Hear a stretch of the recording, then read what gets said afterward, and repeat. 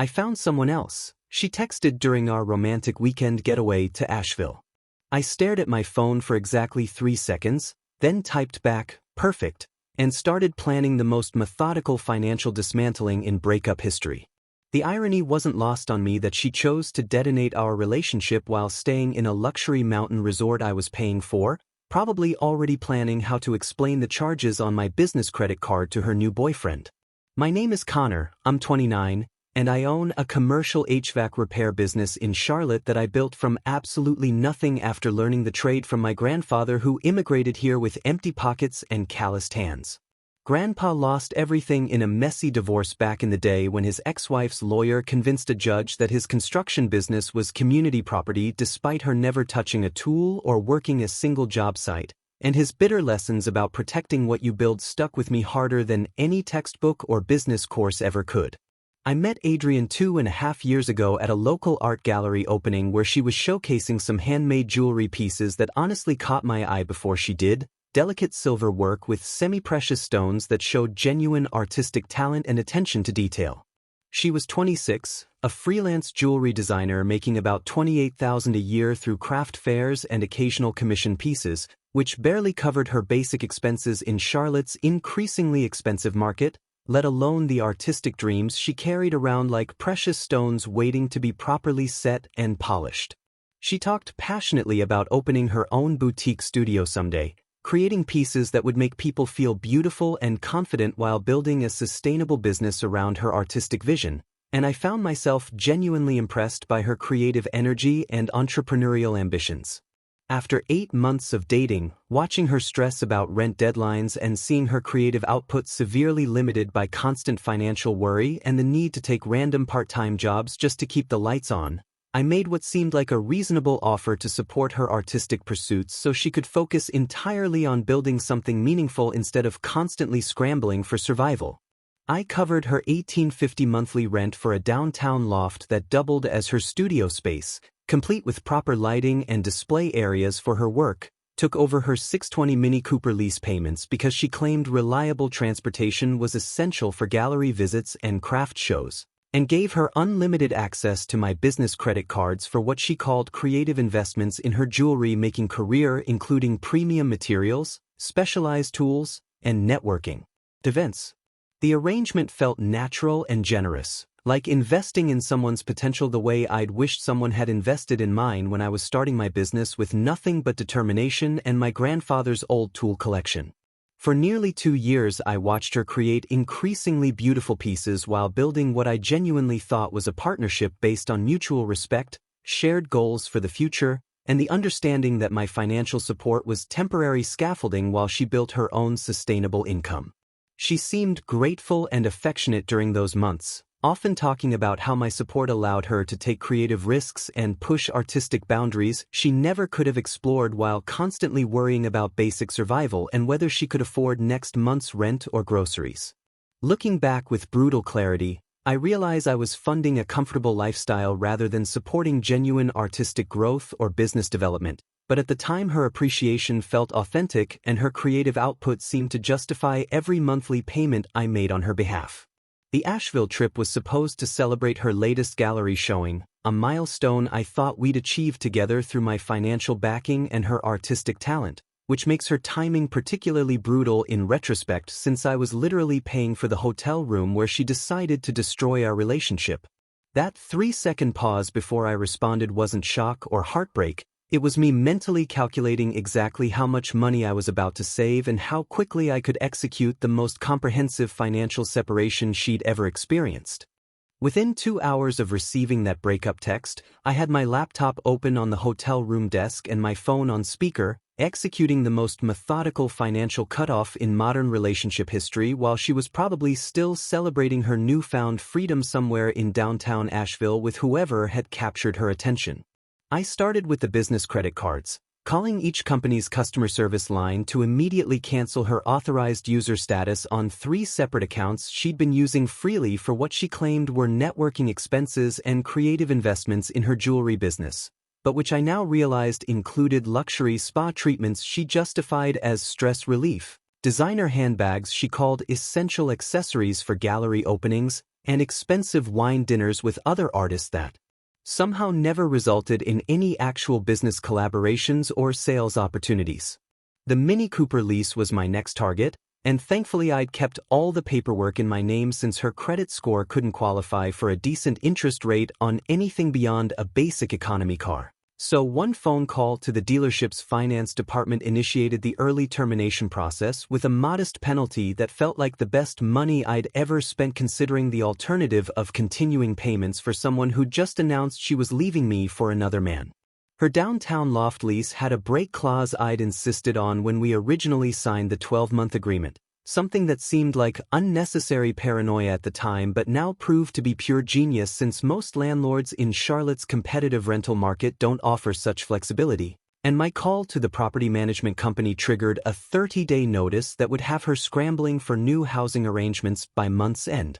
I methodically worked through every single monthly expense I'd been covering on her behalf, from her cell phone line that I'd added to my family plan for convenience to the premium streaming services she claimed were essential research tools for staying current with jewelry design trends and artistic movements, plus her high-end gym membership at that boutique fitness studio downtown, her monthly art supply subscription boxes that delivered specialty beads and findings from around the world, and even the fancy organic coffee delivery service she'd convinced me was absolutely necessary for maintaining her creative energy during those early morning studio sessions when inspiration supposedly struck. The total monthly obligations I was systematically canceling came to exactly $6,200, a staggering amount of money that would now stay in my business accounts where it belonged instead of funding someone else's comfortable lifestyle while they actively searched for my replacement behind my back. My best friend Derek, a plumbing contractor who ran his own successful business and had never trusted Adrienne's constant financial demands or her entitled attitude toward my generosity,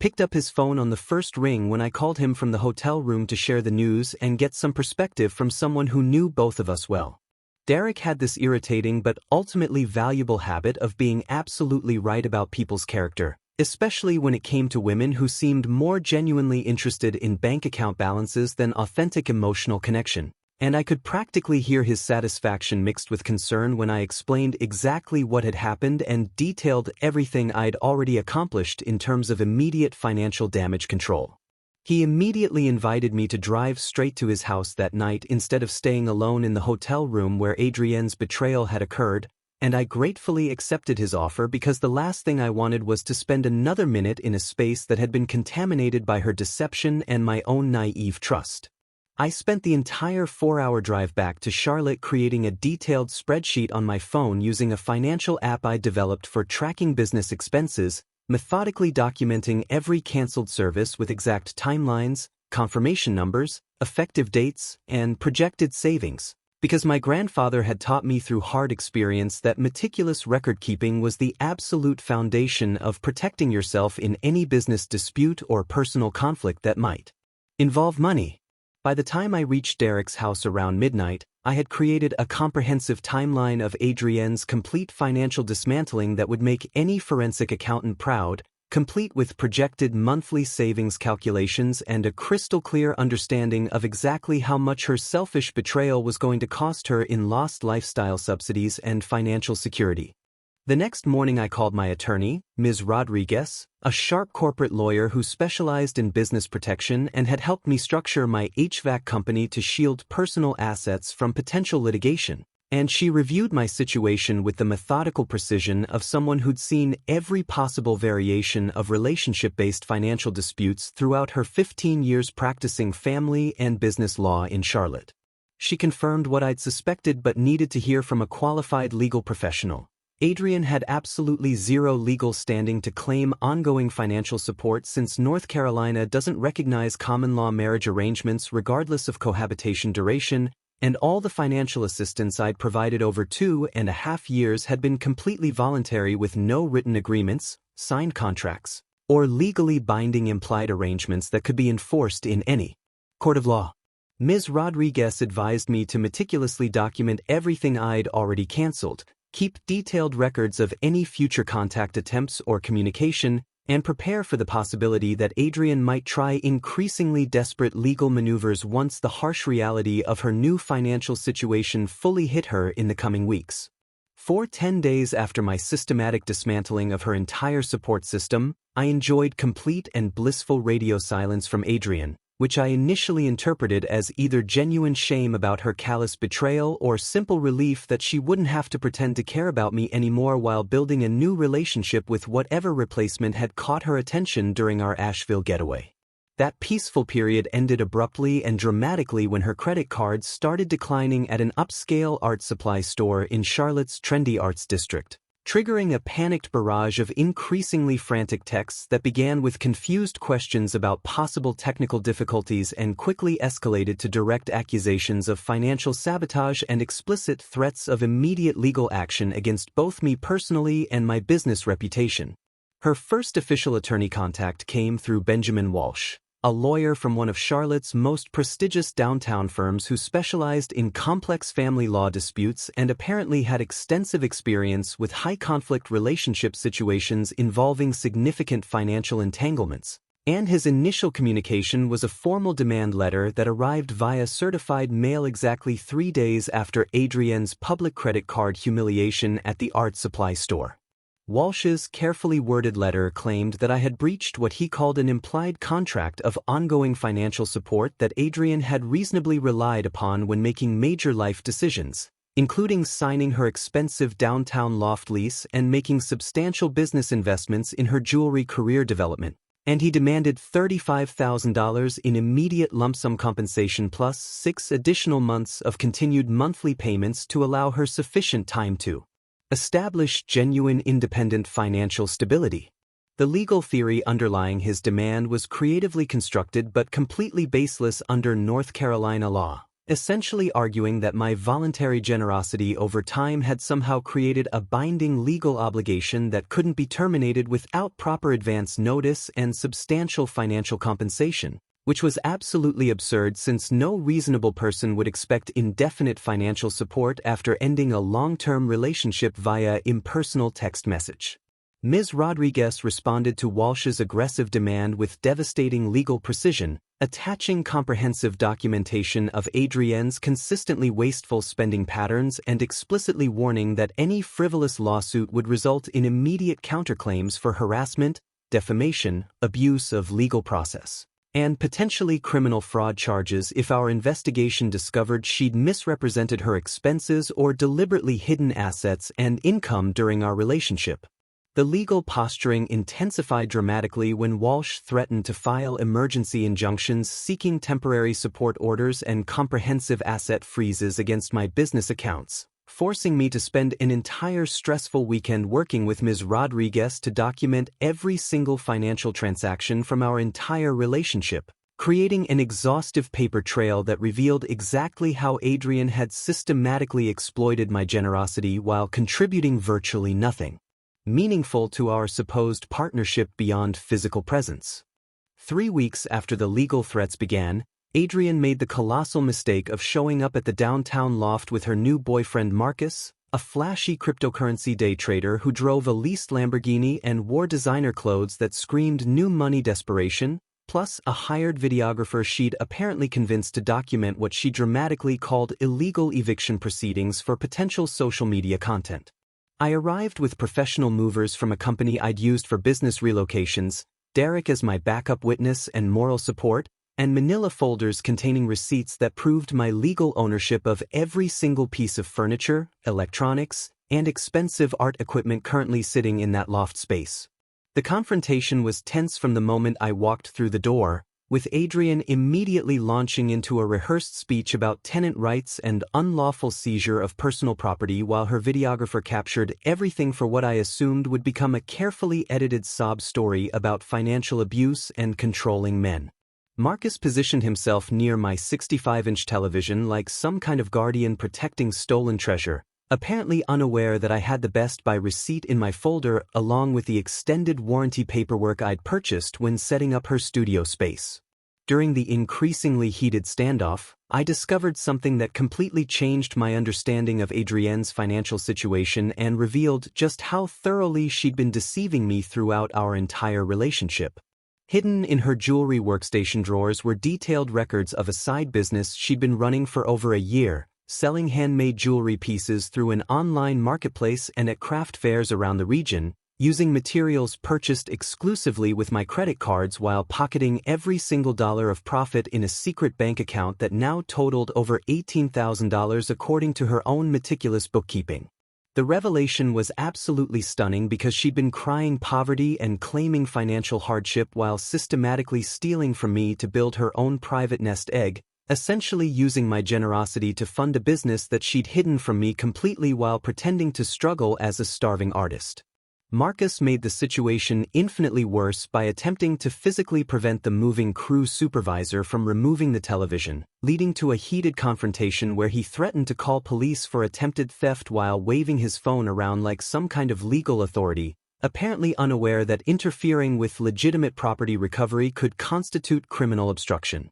The property manager, Mrs. Chen, arrived during the chaos and revealed that Adrienne had filed multiple false damage complaints against my security deposit in recent weeks, trying to withhold money that belonged to me by claiming I'd caused structural damage and unauthorized modifications to the loft space, which was completely fabricated since I'd been meticulous about maintaining the property in perfect condition.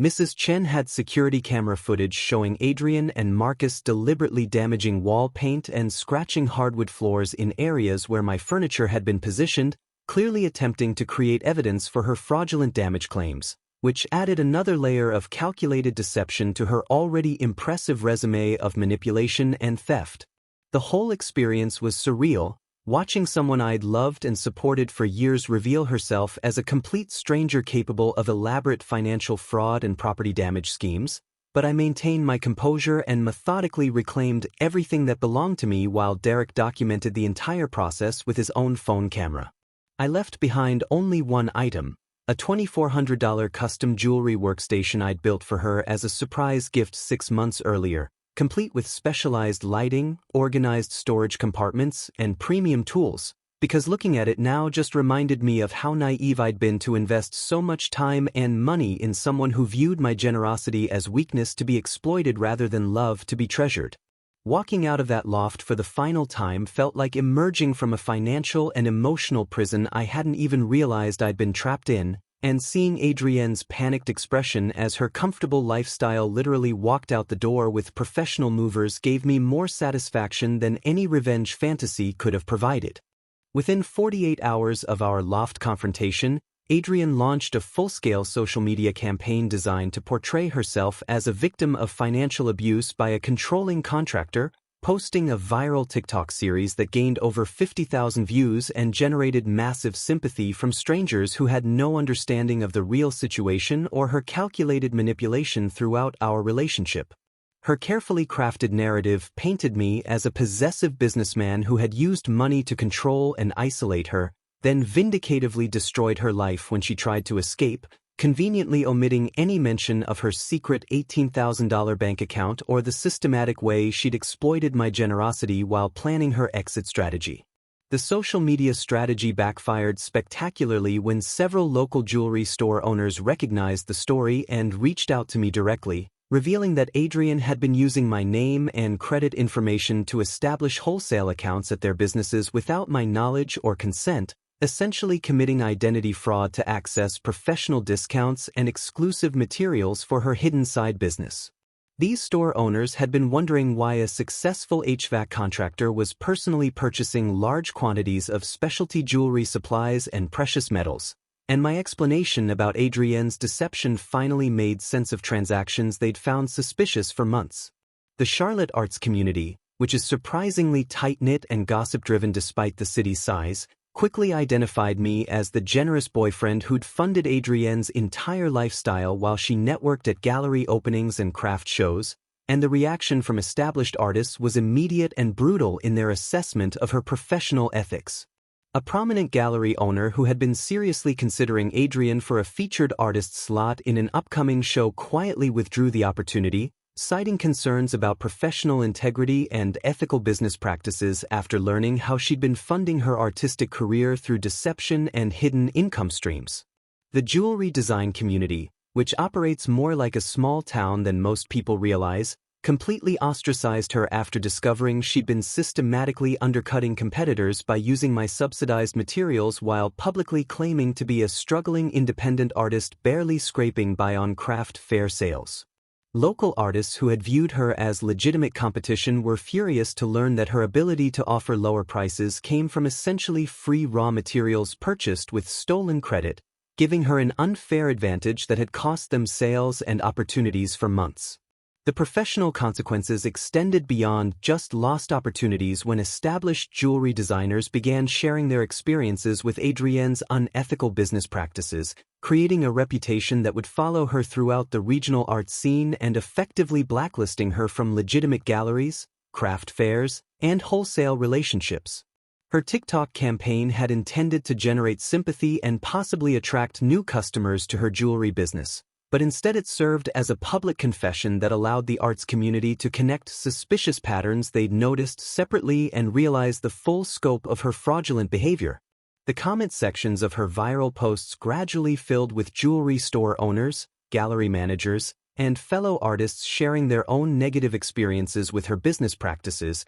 creating a permanent digital record of her professional misconduct that would be discoverable by anyone who searched her name online. Marcus, her cryptocurrency trader boyfriend who had positioned himself as my replacement and superior, began experiencing his own social media backlash when people discovered he'd been involved in the Loft confrontation and had attempted to prevent legitimate property recovery, damaging his professional reputation in Charlotte's business community where trust and integrity matter significantly. The whole situation demonstrated how quickly social media narratives can spiral out of control when they're based on lies and half-truths, because truth has a way of surfacing especially in close-knit professional communities where people talk to each other and compare experiences over time.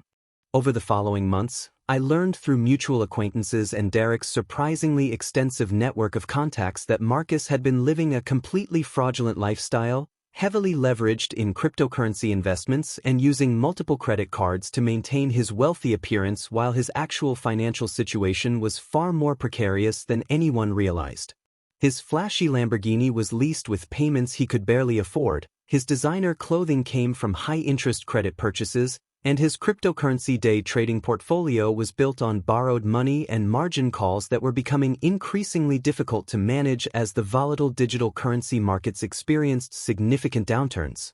Adrienne's expensive lifestyle expectations, which included $800 weekly beauty treatments at exclusive Charlotte spas, designer clothing hauls from premium boutiques, and lavish dinner dates at the city's most expensive restaurants, immediately began straining Marcus's already precarious finances during a particularly brutal crypto market crash that wiped out significant portions of his leveraged positions.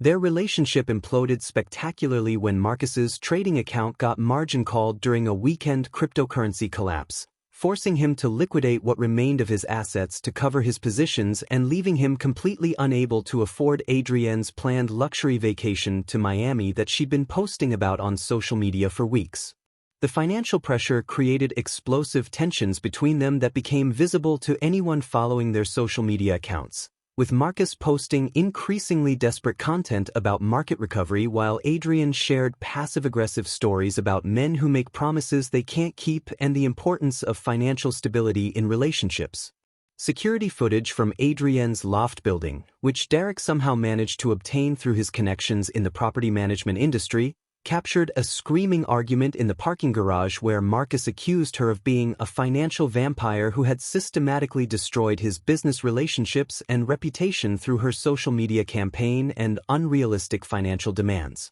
The argument escalated to the point where other residents called building security, and Marcus was apparently banned from the property after threatening to expose what he called Adrienne's fraudulent business practices and her history of financially exploiting previous boyfriends, which suggested I might not have been her first victim. Within 2 weeks of their public breakup, Marcus had declared personal bankruptcy and moved back in with his parents in suburban Atlanta, while his cryptocurrency trading business collapsed entirely after clients discovered his leveraged positions and questionable investment strategies that had been funded by personal debt rather than actual capital. Adrienne's situation became even more desperate when she discovered that Marcus had been using her jewelry business as collateral for some of his trading loans, putting her remaining assets at risk of seizure by creditors who were pursuing every avenue to recover their losses from his failed investment schemes. Her $18,000 secret bank account, which she'd hidden from me throughout our relationship,